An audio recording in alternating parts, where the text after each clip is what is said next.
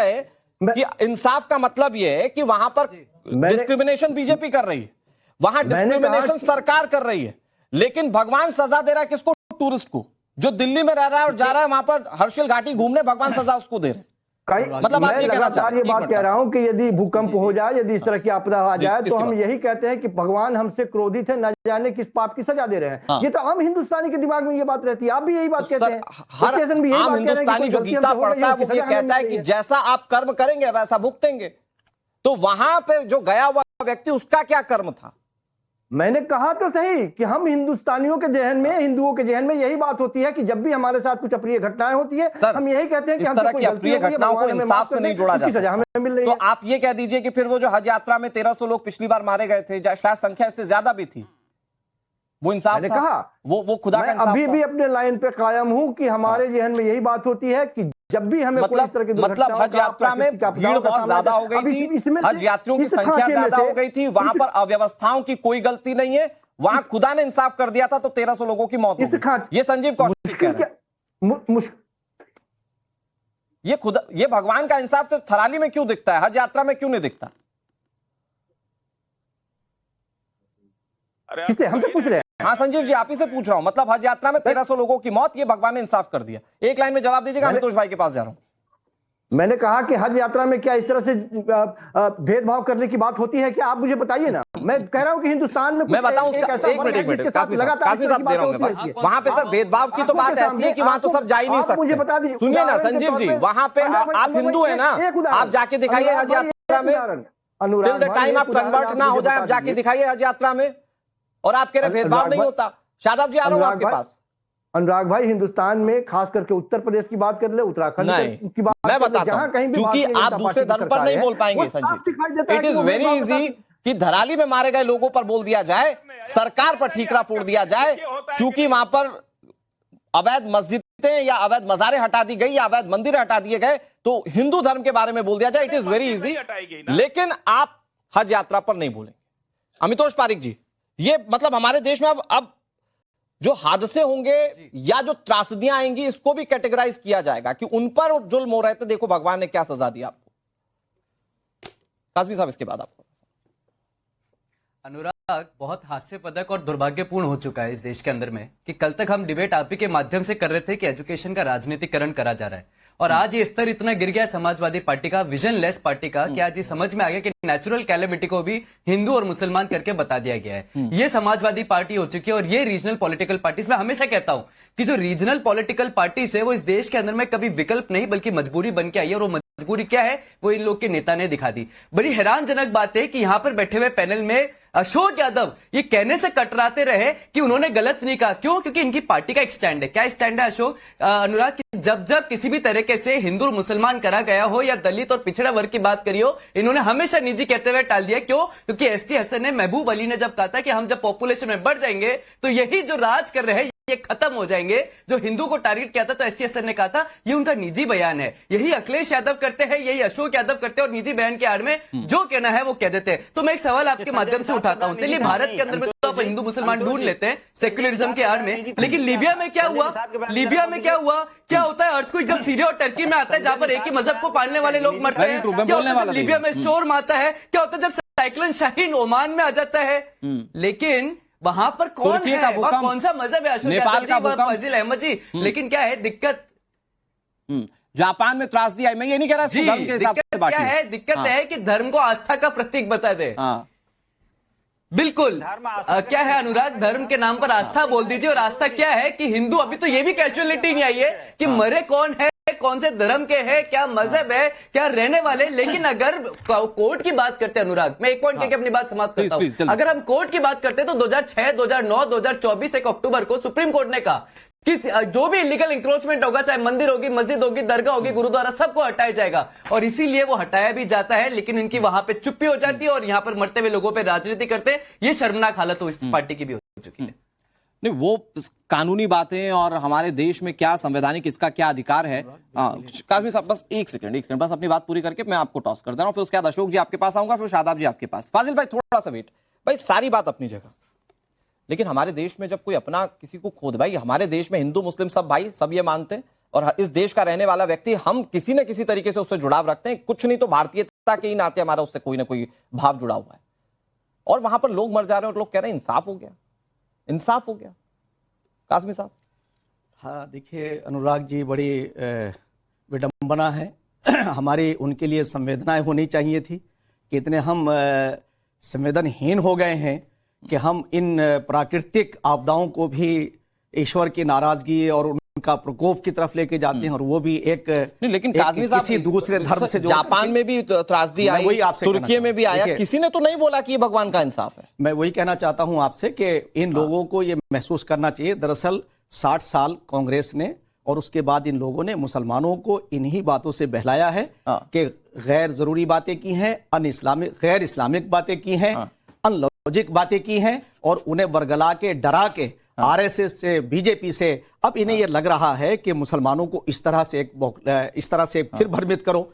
भाई मस्जिद, मंदिर, गुरुद्वारा या दरगाहें अगर किसी गलत जगह पे बनी हो, ठीक है सर, और मैं उसका मुतवल्ली हूं या मैं उसका मालिक हूं, तो मुझे स्वयं हटानी चाहिए। इसलिए कि अगर मैं इस्लाम को मानता हूं और सर मोहम्मद साहब को मानता हूं, धर्म के हिसाब से देखना है, और अगर अनुराग मैं आगे बात 10 सेकंड, मैं सिर्फ एक सेकंड, बस 10 सेकंड में मैं ये कहना चाहता हूं कि आज उत्तराखंड के माननीय मुख्यमंत्री पुष्कर सिंह धामी जी एक ऐसे संवेदनशील व्यक्ति हैं कि जो किसी के साथ भी नाइंसाफी नहीं करते। अभी एक तस्वीर आई हेलीकॉप्टर से उतरते हुए, मैं आपको, क्योंकि मैं पूरी तरह वो नहीं कह सकता हूं, मगर दोनों के उनके लिबास से लग रहा था कि वो मुस्लिम हैं, और वो ना हेलीकॉप्टर वहां कोई भेदभाव कर रहे हैं, ना मुख्यमंत्री जी कर रहे हैं, ना वहां की सरकार कर रही है। और आपको बता दें कि ये आपदाओं का हमारा स्टेट है, हमारा राज्य है, और हम आपदाओं में आते हैं और फिर उठते हैं, क्योंकि यही हमें वहां से प्रेरणा मिलती है। दुनिया में सच्चाई है कि इंसानों को इन चीजों से सरकार के कार्य कर रही है। प्लीज काज़मी साहब, नहीं काज़मी साहब, मैंने आपको अच्छा मौका दिया, अब आप सुनिए। दूसरे मेहमानों के पास थोड़ा सा तर्कों के साथ और बातें करते हैं। तो प्रधानमंत्री नरेंद्र मोदी जी ने अशोक यादव जी कहा कि आपदा में अवसर, लेकिन आपके नेता जिस तरह से इस तरह की बयानबाजी करते हैं, भाई जब महावीर जयंती पर जुलूस निकलता है, उस पर पथराव हो जाता है, किसी एक धर्म विशेष के लोग ये कर देते हैं, आप चुप हो जाते हैं। लेकिन जब इस तरह की आपदाएं आती हैं, तो क्या आपके नेता ये अवसर के रूप में देखते हैं क्या कि अब यहां पर अपनी हिंदू मुस्लिम वाली सियासी रोटियां सिक जाएंगी, अब इस पर बयान दे दो? क्या जरूरत है? आप जापान में ये हुआ आपने नहीं बोला, तुर्की में हुआ आपने नहीं बोला, इसके अलावा चाइना में होता है आप नहीं बोलते। आप बताइए ना कि इससे पहले कब आपने कहा कि ये कुदरत का इंसाफ है या भगवान का इंसाफ है? इस तरह की बातें करना तो ये सिर्फ हिंदुओं के साथ हो गया या भारत में हो गया या उत्तराखंड में बीजेपी की सरकार में हो गया, इसलिए आपको ये कहना पड़ रहा है कि ये इंसाफ है कुदरत का या भगवान का? अशोक यादव। देखिए अनुराग जी, जब मोदी जी कहते हैं आपदा में अवसर की बात, तो एक संस्कृत का स्टेटमेंट याद आ जाता है, प्रत्यक्षम किम प्रमाणम। प्रत्यक्ष को प्रमाण की आवश्यकता नहीं होती। जब पूरा देश कोरोना से जूझ रहा था, मोदी जी आपदा में अवसर तलाश रहे थे, उनकी सरकार पीएम केयर फंड बना रहे थे, फाल्टी वेंटिलेटर बना रहे थे, तमाम घोटाले किए जा रहे थे भाजपा के द्वारा। तो आपदा में अवसर न सिखाएं हमको। दूसरी बात आप ये बताइए, प्रयागराज से लेकर के, अयोध्या से लेकर के और काशी से लेकर के भाजपा ने तमाम धार्मिक केंद्रों का आर्थिक दोहन किया, लेकिन आज वहां के लोग क्यों डूब रहे हैं? वहां के लोगों को डूबने से बचाने के लिए क्या सरकार व्यवस्था है? नहीं, अशोक यादव जी आपकी बात सही है। अशोक यादव जी, राजनीतिक तौर पर आपकी बात सही है, मैं इंडोर्स करता हूं कि आपके सवाल सही होंगे, आप इसको सही फोरम पर उठाइए, बतौर विपक्ष उत्तर प्रदेश की विधानसभा में उठाइए। नहीं सर, मैं निष्पक्ष बात गलत है। काज़मी साहब प्लीज, मैंने आपको ठीक वक्त दिया। नहीं काज़मी साहब, आप मुख्य मुद्दे पर नहीं जाने दे रहे ना, आप मेरी बात सुनिए प्लीज, एक मिनट। अशोक यादव जी, आप सारी बात उठाइए। काज़मी साहब हो सकता है किसी से इन्फ्लुएंस होकर बात करें, मैं निष्पक्ष बात करता हूं आपकी सवालों को पूरी जगह। लेकिन मैं फिर वही पूछ रहा हूं आपसे, क्योंकि आप समाजवादी पार्टी के प्रवक्ता हैं और आपके पूर्व सांसद ने कहा आप सरकार से सवाल पूछ लीजिए, आप पुरानी घटनाओं को जोड़ दीजिए, सब कर लीजिए। आज बात इस पर कीजिए कि क्या कोई मरेगा तो इस पर भी हिंदू मुस्लिम देखकर यह बताया जाएगा कि भगवान ने इंसाफ कर दिया। क्या इस तरह के आपदाओं में भी अवसर ढूंढेगी क्या समाजवादी पार्टी? आपके नेता ऐसा करेंगे क्या? देखिए अनुराग जी, इस सवाल का जवाब मैं 2 बार दे चुका हूं, और एक इसके साथ 20 बार भी दीजिए, जब तक सेटिस्फाइड जवाब नहीं मिलेगा कोई मतलब नहीं है। तो क्या आपने अपने नेताओं को छोड़ दिया है क्या कि आप बोलिए और आप जैसे प्रवक्ता आकर ये बोलेंगे कि उनका निजी बयान है? क्यों कार्रवाई नहीं करते? अरे अनुराग जी, अच्छा अशोक जी, एवरी लाइफ मैटर, ये तो मानेंगे आप, हर वोटर मैटर करता है आपके लिए। मैं कहता हूं मेरी बतौर हिंदू भावना आहत हुई है कि मेरे भाइयों की मौत हुई वहां पर, और यहां कोई कह रहा है कि कुदरत का इंसाफ हो गया, भगवान का इंसाफ हो गया। इस तरह से कई लोग होंगे। आप मुझे जवाब दे दीजिए, मेरी भावना यहाँ प्राकृतिक क्यों कह रहे हैं एसटीएस? देखिए अनुराग जी, प्राकृतिक आपदा में कोई भी व्यक्ति हो उसके मन में संवेदना उठती है, चाहे वो हिंदू मरे, मुसलमान मरे, सिख मरे, ईसाई मरे। लेकिन अगर किसी इंसान की जान जाती है, उसकी जान माल की क्षति होती है, तो सबको कष्ट होता है। हमको भी कष्ट है, आपको भी कष्ट है। लेकिन आप ये कह देते हैं कि ये भगवान ने इंसाफ कर दिया। सवाल ये उठता है कि आप एक बयान को अगर आप चला रहे हैं तो आप वहीं पर धीरेन्द्र शास्त्री के भी बयान को चलाइए, आप संजय निषाद के बयान को भी चलाइए।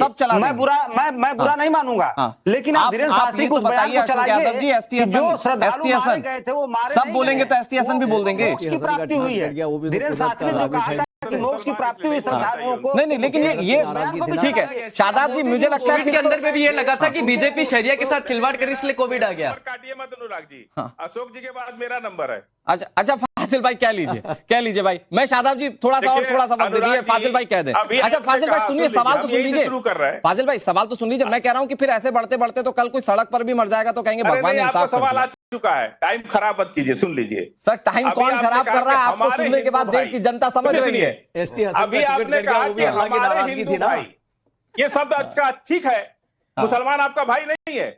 आपने अभी कहा कि हमारे हिंदू भाई, मैंने हिंदू कहा ही नहीं लगता। मैंने हिंदू कहा ही नहीं, मैंने भारतीयता की बात की, वहां मरे हुए लोगों की बात की। चलिए ये आपको भेज देंगे। आपको हेडफोन भी शायद मुस्लिमों वाला लगा दिया गया है, जिसमें आपको सिर्फ मुस्लिम और हिंदू सुनाई दे रहा है। देहरादून तक गया, सुनिए, बाई रोड देहरादून तक गया, 1000 मंदिर चौराहे पर और सड़क के किनारे बने हैं, सड़क की अराजी में बने हैं 1000 मंदिर। उसको क्यों नहीं तोड़ रहे? दिल्ली के अंदर 2 मंदिर ग्रीन बेल्ट बना है, दिल्ली है, वो देवभूमि है, वहाँ मस्जिद बने, मदरसे बने हैं, अब इन्फोर्समेंट को हटाएगी सरकार, आज निकल हटाएगी। जिम कॉर्पोरेट में मजार बना लेगी तो हटाएगी नहीं क्या? हटाएगी उसको। क्या मंदिरों से कंपैरिजन कर रहे हैं मजारों का, मदरसों का? वो देवभूमि है फाजिल अहमद, याद रखना किसकी बात कर रहे हो। मक्का मदीना की बात नहीं हो रही यहाँ पे। जब वहां बजरंग दल के कार्यकर्ताओं ने कहा कि मुसलमानों देवभूमि छोड़ दो, तब इनकी आवाज में, तब मुंह में दही जम गई थी। मुसलमानों देवभूमि छोड़ दो, एक पोस्टर लगा था देहरादून के अंदर, तब इनकी जबान बंद हो गई थी। तब क्यों नहीं काश्मीर साहब मैं कंडेम कर रहा हूं इस बात का कि बजरंग दल का नाम ले रहे हैं, क्यों कैसे बजरंग दल के कार्यकर्ता ने कहा बाकी जनता की आवाज थी कि देवभूमि छोड़ दो। ठीक है अमितोष भाई जल्दी से 20 सेकंड आपके पास। अब क्यों नहीं बोले? अब सुन लीजिए। नहीं अनुराग, वो देवभूमि है। और मैं तो तब भी कहता हूँ बजरंग दल की आवाज नहीं, उत्तराखंड के हर एक व्यक्ति ने आवाज उठाई, हर एक हिंदू ने आवाज उठाई, हल्द्वानी में बनाती हुई मजारों के विरुद्ध आवाज उठाई, मजारों के विरुद्ध आवाज उठाई, मदरसों के विरुद्ध आवाज उठाई, और आज भी उठा रहे हैं। वो देवभूमि है और वहाँ बजरंग दल नहीं, पूरा हिंदू समाज खड़ा होकर बोलता है वहां से निकलो, क्योंकि देवभूमि अतिक्रमण करोगे तो वहां पे आपको रखा नहीं जाएगा। अतिक्रमण तो किसी का भी नहीं सहा जाएगा। ये आप किसी धर्म को लेकर अपने आप की प्राथमिकता जरूर तय कर लीजिए। मैं ये कहता हूं कि देश के लिए संविधान इंपॉर्टेंट है और कोर्ट ने कहा है कि अवैध मतलब अवैध। शादाब जी, लेकिन जिस तरह से सिलसिला बढ़ रहा है और जिस तरह से लोग डिफेंस कर रहे हैं, मुझे लगता है कल को अगर सड़क पर कोई मर जाएगा तो कह देंगे ये भी कुदरत का इंसाफ है।